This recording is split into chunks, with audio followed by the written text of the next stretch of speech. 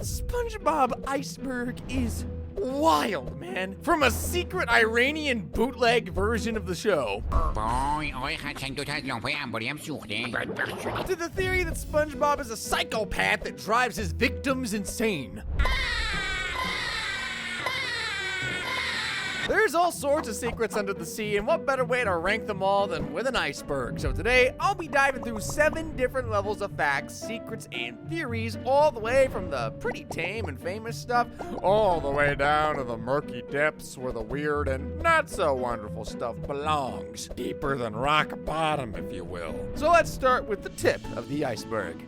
One of the more famous theories that surrounds SpongeBob is that his home, Bikini Bottom, is actually set in a nuclear testing site in the middle of the ocean, which would make sense due to the fact that there's always some sort of mad explosion happening in like every other episode.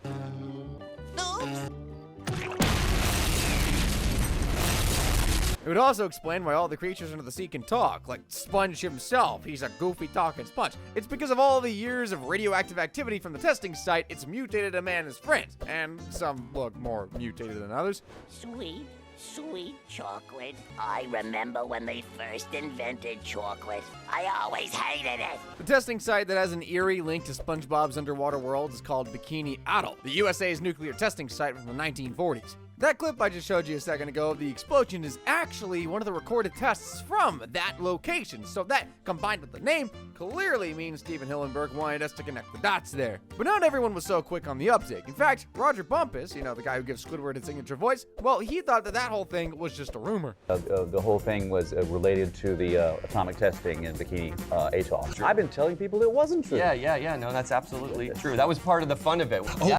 It's true. That is absolutely It is true.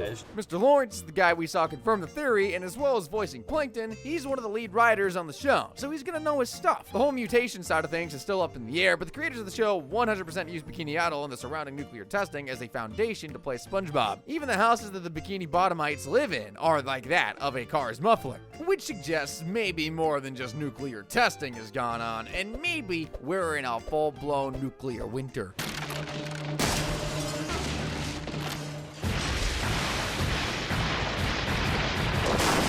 We've just had one theory that's true. This next one, well, you'll just have to wait and see. When you've got a show as famous and as meme-ified as this one, there's gonna be some theories that are floated around more than others. So another famous surface-level theory I want to talk about is the 7 deadly sins. Pretty self-explanatory. The idea is that each one of the main characters in the show sort of resembles one of the 7 deadly sins. Like SpongeBob is seen as being lust, which might sound like a stretch, but I don't think it's meant as you'd usually think about lust. More so, he loves life, and he's so overly enthusiastic about everything.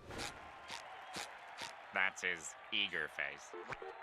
See what I mean? In case you're wondering who the other 6 sins are, well, we've got sloth, which is without question Patrick. I don't even need to explain that one. He's too lazy to even chew sometimes. Krabby Double Deluxe in one bite.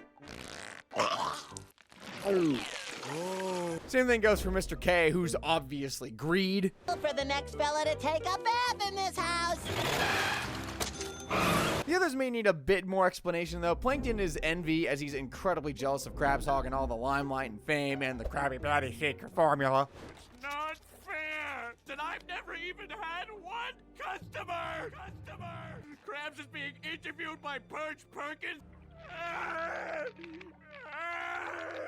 You do kind of feel bad for Plankton, and although he's another character that's usually against SpongeBob, you do feel for Squidward as well. He's often pushed right to and over his limits, which is why he's wrath. Yes, I was! You're the worst neighbors ever! You call yourselves good neighbors? Then we got Sandy, who embodies pride. I think this one's probably a bit of a reach because it feels like she's got to go somewhere. But in fairness, she does take pride in her heritage, and when that's threatened, she often goes nuclear. The stars at night are dull and dim. Hey, Patrick, what am I now? Stupid? What's the difference? No, I'm Texas. And last but by no means least, we got Gary, who's gluttony. You'd think Patrick would be gluttony, but I mean, you can't have 2 characters with the same sin. Or at least the creator of this theory decided that, I guess. I mean, plus Gary's capable of doing stuff like this, so. And I've got to get home to feed Gary.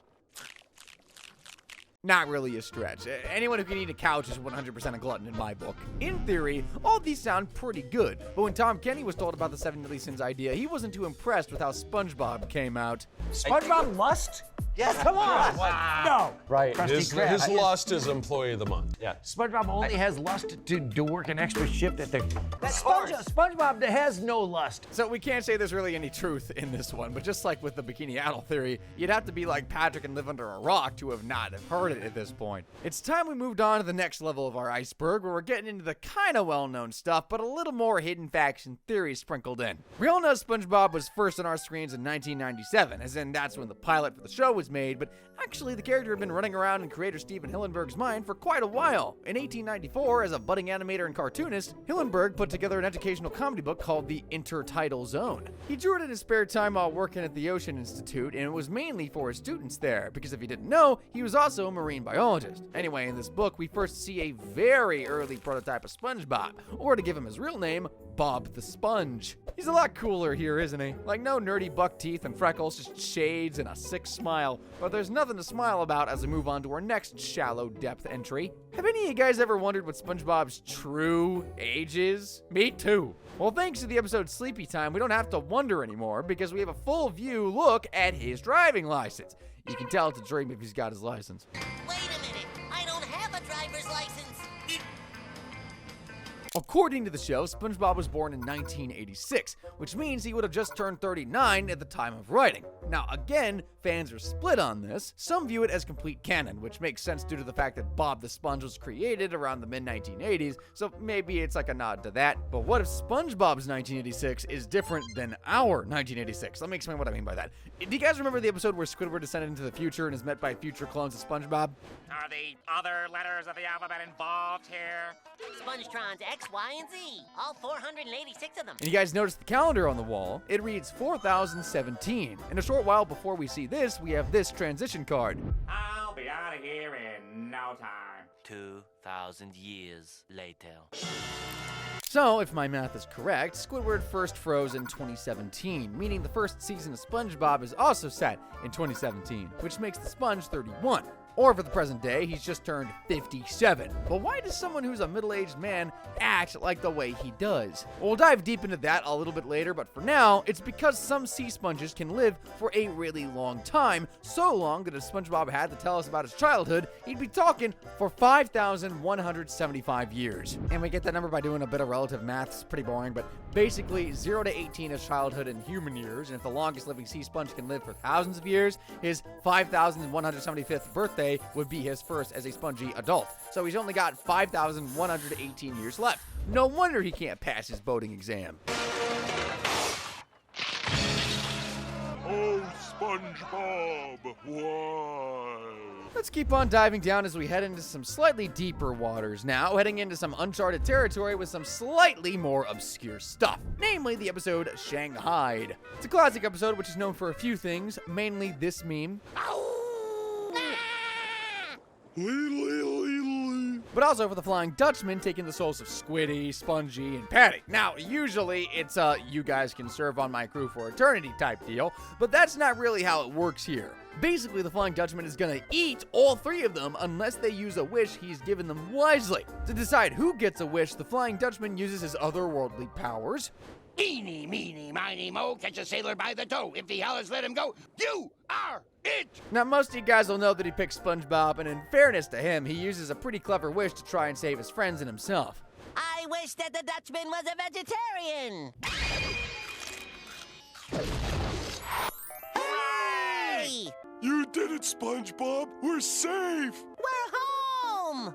But why have we been turned into fruits? Hey, I get a wish too. Not a bad ending. Maybe a little scary because it's suggesting they're gonna get eaten, but it's funny and open-ended. However, the thing that most people don't realize is that this episode didn't always have this ending. At the time of its release, Nickelodeon ran a competition for fans to vote on who they wanted to control the wish, Squidward, Patrick, or SpongeBob. The audience chose SpongeBob, so that was the one that was played the following week. But Nickelodeon also sporadically ran the other endings in reruns, and they're a lot darker. In Patrick's ending, instead of using the wish for good, he uses it for gum before cutting to this.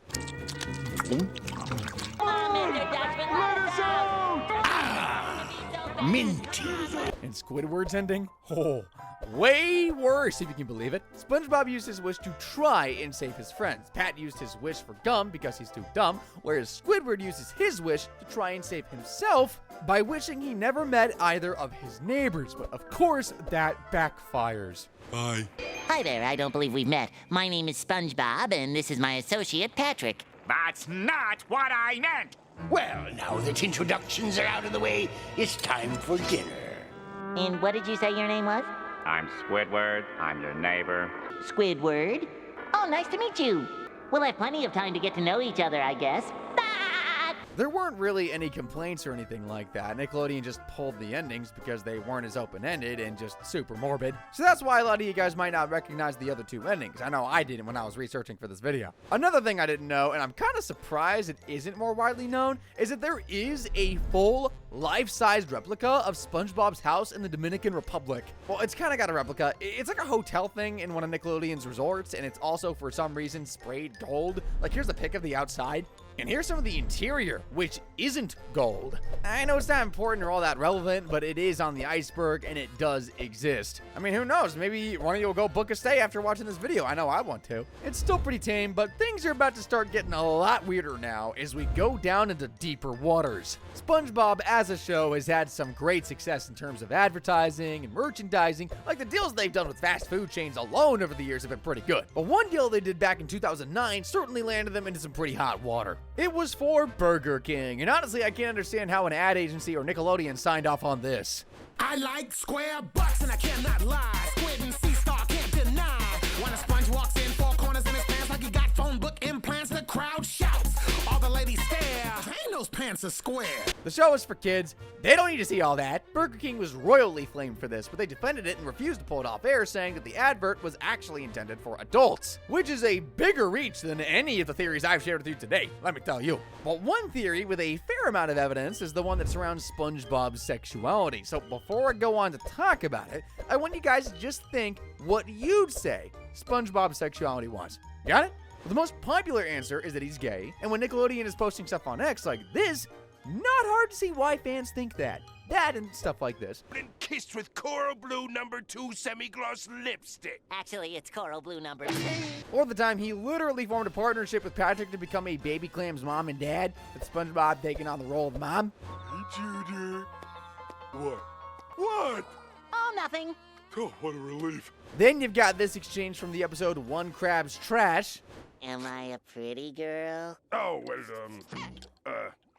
you're beautiful. And last but not least, you got how SpongeBob sort of flirts with Squidward in Squid Noir. Oh, Squidward, you're so hard-boiled. I'm not sure what hard-boiled is meant to mean here, but I kind of don't want to know. So with the show not really shying away from telling us that SpongeBob may be queer, and the network using him as a literal symbol for Pride Month, you can understand where this theory is coming from. However, according to the show's creator, he is part of the LGBTQIA+ community, specifically the A part, as in an interview way back in 2005, Steven Hillenburg was asked the question if he thought the show was using SpongeBob and Patrick's relationship to push a gay lifestyle. He said that we never intended them to be gay, I consider them to be almost asexual, we're just trying to be funny, and this has got nothing to do with the show. So there you have it, out of the horse's mouth. They never intended SpongeBob to be gay, but as you can imagine, a lot of things have changed with the way the character is handled since he made that quote 20 years ago. Things are getting darker now as we're being dragged down into the deep. Here's where we'll see some stuff which is either pretty dark or not a lot of fans know about, like the case of SpongeBob's brain in Scaredy Pants. One of the earlier eerie episodes of SpongeBob that I remember as a kid is certainly that one. It's set at Halloween, and the little yellow sponge is sick of people not finding him scary no matter what he does. So, with the help of Pat, they come up with a plan. They need to turn him from a haunted mattress into an actual ghost.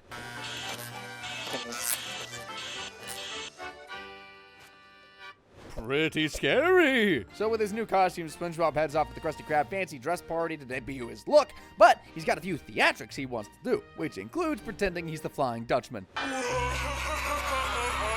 am the Flying Dutchman.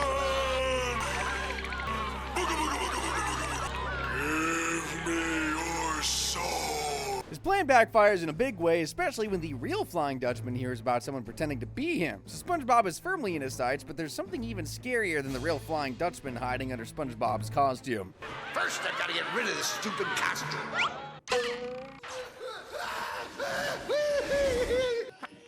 The brain alone is pretty freaky, but there was another small little scene that Nickelodeon took out of the episode before it was aired and deemed too scary to be for kids. It was an extreme classic SpongeBob close-up of the exposed brain, and here it is.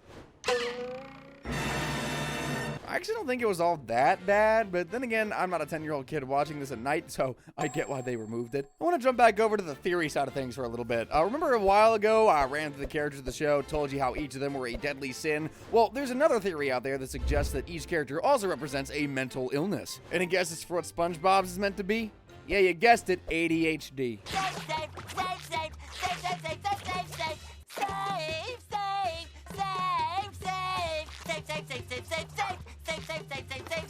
Makes total sense. He literally never sits still. He's always moving, playing with Patrick, bothering Squidward, blowing bubbles, jellyfishing, yada yada. The only time we ever see him really lock in is when he's flipping burgers. Bro, do I even need to mention the episode where he's sitting for an entire night trying to write like an essay for Mrs. Puff, but he only writes the literally. As for the other characters, Squidward is said to be the representation of a social anxiety disorder. And what could be better than serving up smiles?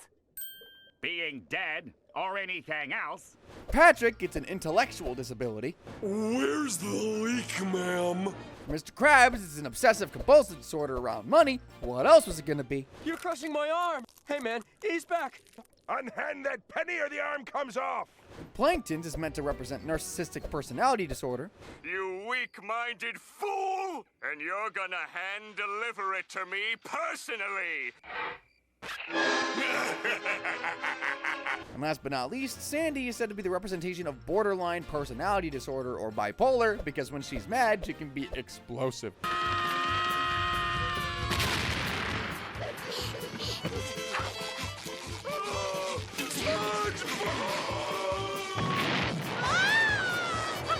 Admittedly, other than how they act on the show, there's no real evidence that SpongeBob and his friends actually have any of these disorders, and if they do, it's not clear if they meant it to be that way. Another thing I'm not so sure if the creators meant was making the next episode I want to cover so dang creepy. And yeah, it made it to air like this. The episode I'm talking about is Spongehenge, and on the face of it, it's a pretty basic episode, but just you wait. It starts with some serious sea winds blowing into Bikini Bottom.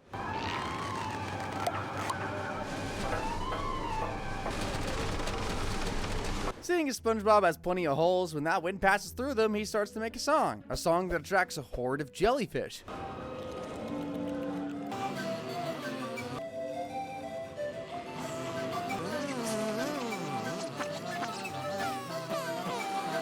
The jellyfish follow SpongeBob around and sting anyone he speaks to until he decides he's gonna head to Jellyfish Fields to figure out a way to keep the jellyfish away from him.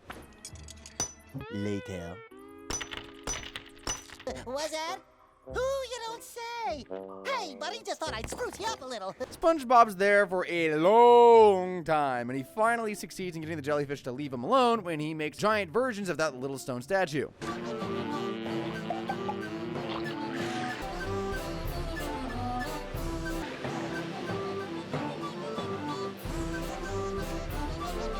When SpongeBob heads back to Bikini Bottom, he realizes he's been gone way longer than he could have ever imagined.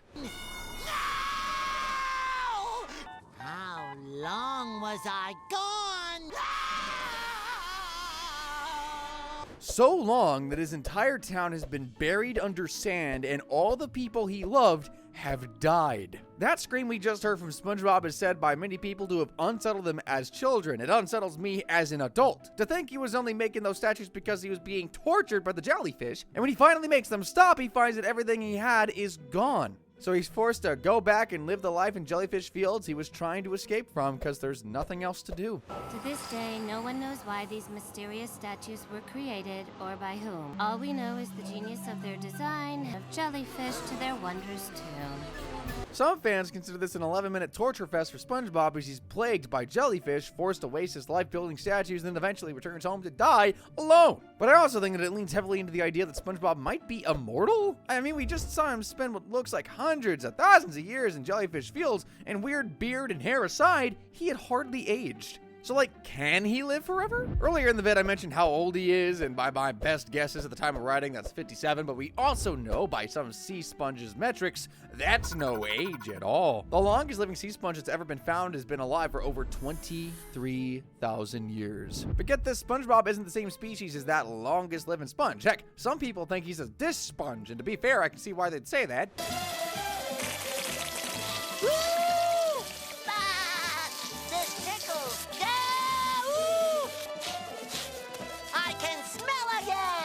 But actually, SpongeBob is a yellow tube sponge. The crazy thing is, those critters only live for like 10 to 20 years, whereas SpongeBob's been working at the Krusty Krab longer than that alone.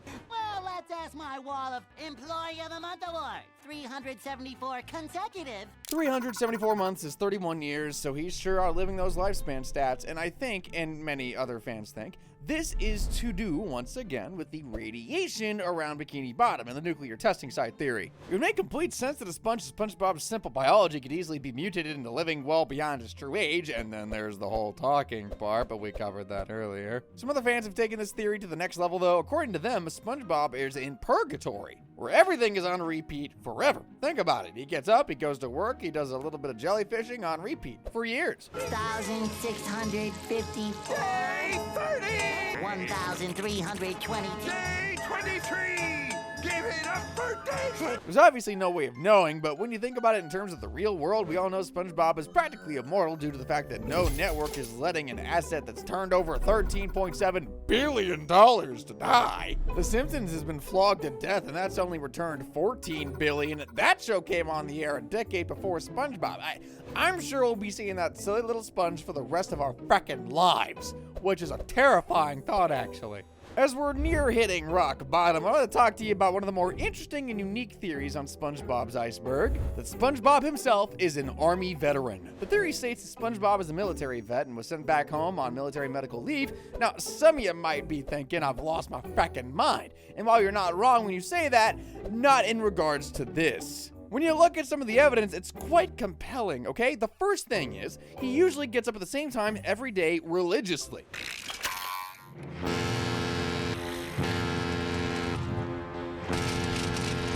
Then he gets dressed, and just like in the army, he wears the same stuff every day. He always wears a shirt and tie. Always smart. Look at me! I'm naked! Gotta be in top physical condition for today, Gary. He also cares about his health, knows that he needs to be in top physical condition for work. You can sort of see how this lines up. One of my favorite things about this theory, though, is that in the military, the team usually has some sort of chant or song that they sing while they're on their way to battle. And you can imagine what SpongeBob's would be.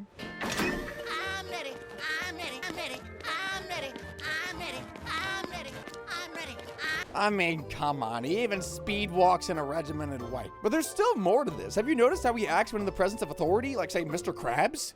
Aye, Captain. Coming right up, sir.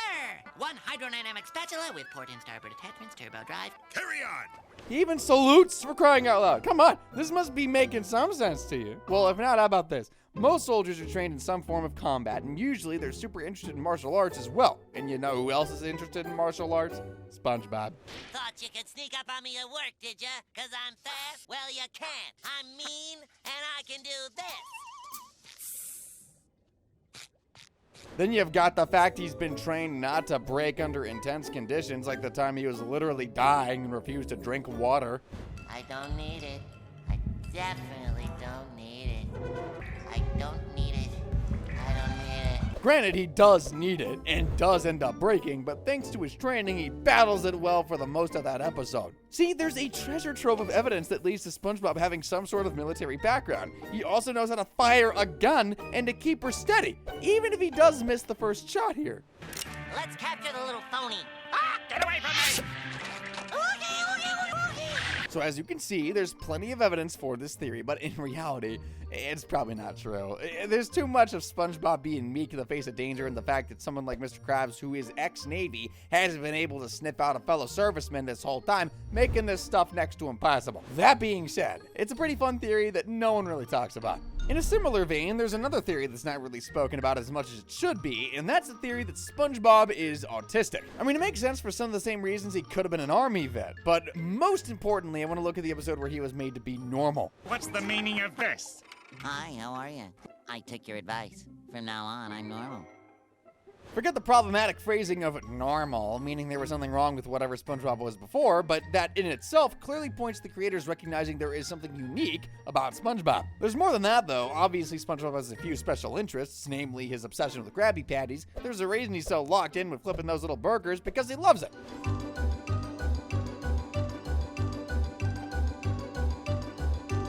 Just look at him go! He's also a keen jellyfisher, and he's pretty good at that, too. Oh, freak. Not to say that being a jellyfisher means you're autistic, it's the little things. Then there's the whole social skill stuff, okay? Like him not picking up on social cues or taking things literally. This theory kind of took over the internet when it was first posted, and most fans were either on one side or the other. I mean, that's how it works. That'll change, though, in 2024 when Tom Kenny had this to say during a panel show. Is SpongeBob autistic? Wow. Is SpongeBob himself autistic? And I said, yes, of course. I said, of course he is. And I said, you know what? That's his superpower. The same way it's your superpower. Absolutely. You know, the same way it's Jenna's superpower. And when Tom Kenny speaks, we listen. So it turns out the theory was true, and that not only is SpongeBob on the spectrum, but that's what makes him him. I know that's two back-to-back fun and wholesome theories, but believe me, fun is about to go out the window as we drop into the abyss. One of the big takeaways you get from watching a SpongeBob episode is just how nice the main character is. He's usually an adorable, fun, loving, and kind-hearted creature who just wants to make sure everyone around him is A-okay. I mean, just think about the time he offered to let Squidward live in his house after the years of abuse he's had off him. You sleep in my bed. Okay, but just till I get a job. Nonsense. 1 day, 2 days tops. You stay as long as you need to. But what if this was all an act, and that secretly SpongeBob was an evil genius? Maniacal laughing aside, I'm sure you guys are asking one thing. Where's the proof? Well, the first thing I'd like to point out is that usually we think of SpongeBob as not being the sharpest spatula in the kitchen. But have any of you ever noticed his brain and like how big it is? We got a glimpse of it when we looked at Scaredy Pants before. Hey, what do you know? I scared him. That sort of brain size to body ratio ain't usually something we see in dumb creatures. Say what you want about humans, but we aren't dumb. And by this metric, neither is SpongeBob. It's not all for show either. I mean, here's him doing some quick mental arithmetic when Squidward asks him for change. Do you want 4 quarters, or 10 dimes, or 1 quarter, 3 dimes, 7 nickels, and 10 pennies, or 20 nickels, or 100 pennies? Or if you give me a $5 bill, your options are... All right, goodbye. Also, I should mention that sea sponges don't have brains at all, so SpongeBob isn't just a huge outlier here. He's like a whole new frackin' species. Which I guess is more evidence that Bikini Bottom is on the bed of a nuclear testing site than anything else, but anyway, a bit of mental math is nothing though, as this sponge is also a master of manipulation. Like, remember the time he gets Squidward to give him everything he owns for a stupid piece of paper? You can't forget this bit of musical theory from SpongeBob as well.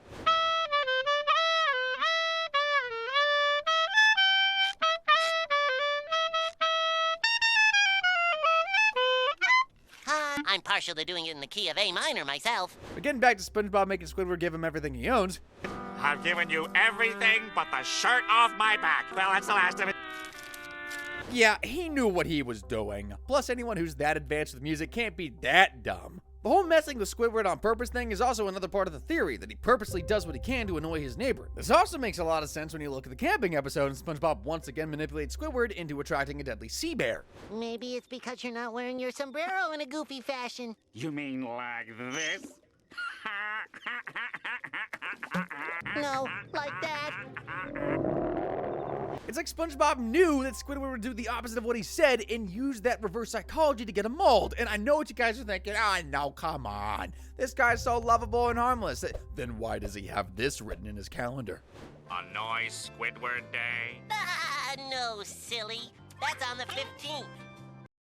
So It's all a cover. It's SpongeBob's sea and everyone's swimming in it. He chooses to live his life as an innocent sweet boy, but really behind the scenes, he's a cunning, plotting mastermind that picks his victims carefully. Is it true? Well, there is a lot of evidence to back it up, that's for sure. Maybe Plankton has company as there's a new secret villain in town. Or maybe he just is an innocent sweet boy and his stupidity is so bad that some fans think it has to be on purpose. The SpongeBob movie was pretty important to the franchise for a number of reasons, mainly as it was the last hurrah for the show's creator Steven Hillenburg, who was leaving after its release. But since it came out in 2004, it's had a bigger impact across the fandom than anyone ever would have expected. The reason why is all thanks to this scene in the movie where the boys make it all the way to Shell City only to fall at the final hurdle.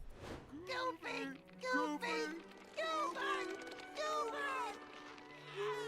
Well, this moment where Sponge and Pat die, it's said that SpongeBob actually dies for real. And get this, what's worse is that some fans think his soul goes to hell. Why? Well, we'll get to that, but more importantly, how does the theory explain this?